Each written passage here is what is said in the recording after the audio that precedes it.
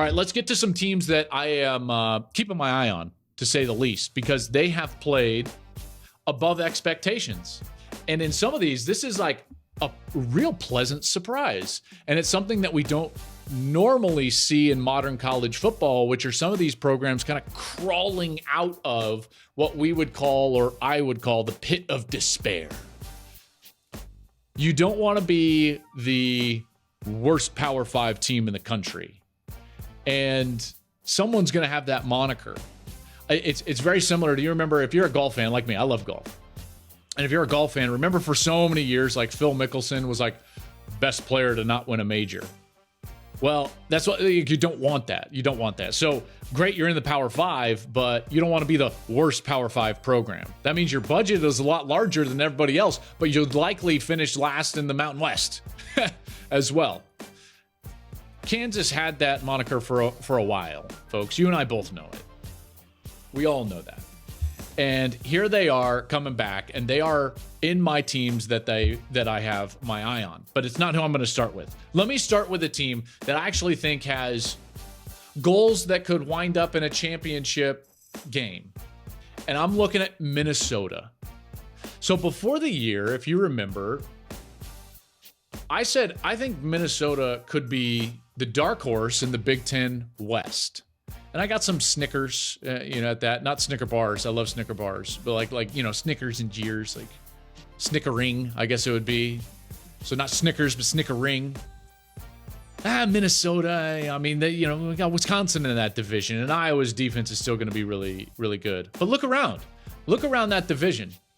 So not only has Minnesota gone out there and taken care of business, but they're fundamentally a really well-built program right now. They can run the ball. Mo Ibrahim is a really good player. They've got an experienced quarterback.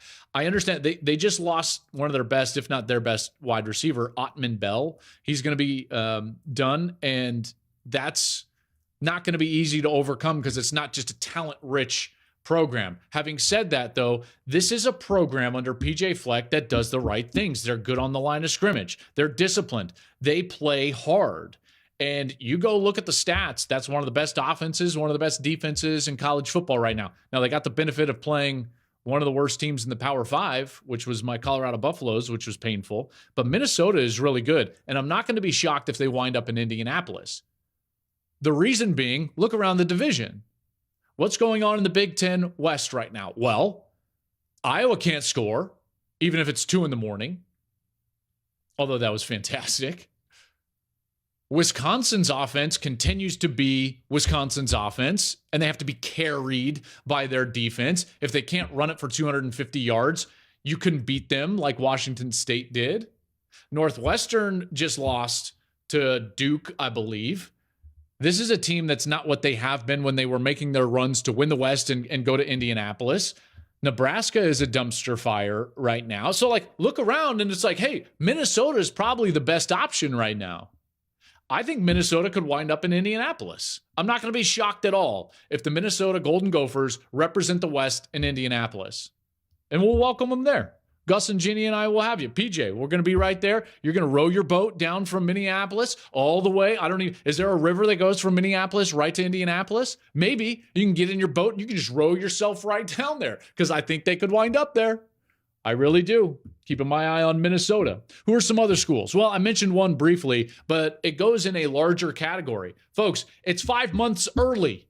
It's like we're in the middle of September, but really it feels like March. Why does it feel like March? Because we're talking about Kansas, Kentucky, North Carolina, Syracuse, Duke, UCLA, and it's not basketball.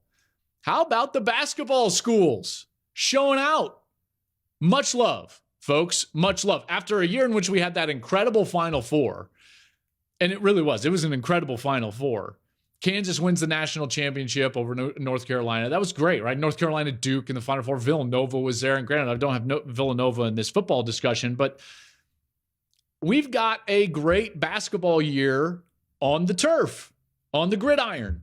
And I absolutely love it. Now, we should have expected this, and we did expect this from Kentucky. Mark Stoops has done a hell of a job there. He just became Kentucky's all-time winningest coach. Congratulations to you. You're right where we thought you would be, which is competing for the SEC East, and that's saying something. That is saying something large. North Carolina, same way. Now, they're not as good as Kentucky, but with Mac Brown and the way that they've played, in particular on offense, you could see that it wasn't going to shock people if they were undefeated at that time. And I think you could say the same about UCLA and Chip Kelly, in particular with the non-conference schedule that they had. By the way, I saw where Troy Aikman took a shot at the attendance and then Herb Street piles on. And you know what? I kind of agree with them. They need to find a way to get an on-campus stadium, but that will be a different podcast. Then there's these other three that I mentioned that it's like, we didn't expect this from these schools. Let's start with Syracuse. Dino Babers was like on the hot seat. I thought he was going to lose his job last year, and here he is undefeated so far. And by the way, they host Virginia. Then they've got Wagner. They could very well be 5-0 before they see the bulk of their schedule. I thought they were going to be Sean Tucker led. Sean Tucker is a great back, by the way. If you haven't heard about Sean Tucker, go check him out. 1,500 yards a year ago, but it hasn't been Tucker that has led them to this undefeated record so far. It's really been their quarterback, Garrett Schrader. 8 touchdowns, no interceptions. Good on you, man. Cuse is playing well. That's a team that it makes me happy when I see guys like Babers and teams overcome and overcome the expectation. And that leaves the other two. Okay, so Duke, they're undefeated under Mike Elko, got that big win over Northwestern. I like what Duke is doing. Right now, we've seen under David Cutcliffe, they had some decent years, and now Mike Elko is trying to recreate that a little bit there with the Dukies. But they face Kansas, and that's the one that it's like, man, where did this come from? Where did Kansas come from? Lance Leipold is early favorite for Coach of the Year. You heard me right. Early favorite for Coach of the Year. I love what Kansas is doing. They're really good on offense, folks. They have not played 3 cupcakes. They've gone on the road in conference and beat West Virginia. They went on the road against what was last year a double-digit win team at Houston and won, and they've scored a lot of points doing it. Lance Leipold is doing God's work, man. I love what Kansas is up to, and that should give a lot of motivation to all those teams that are in the, quote, pit of despair, because Kansas is doing some serious work, and they've got Duke this week, and it's kind of like a Final Four. And I absolutely love it. I think Kansas is going to win that game, and if sneaky, they could be undefeated going to Oklahoma in the middle of October. In a month, we could look up and be seeing Kansas playing Oklahoma both undefeated. Like, hey, Big Noon, we need to do that game, don't we? Oh, I would love that. I think Michigan-Penn State's the same day, and I think that would probably take precedent. But damn it, I want so badly to go to Lawrence, Kansas. Rock chalk, baby. Kansas doing it. Absolutely doing it. Hey, thanks for watching. If you enjoy that clip, make sure you click subscribe somewhere down here. From game highlights to exclusive interviews and rankings, we've got everything you need as a college football fan right here. College football on Fox.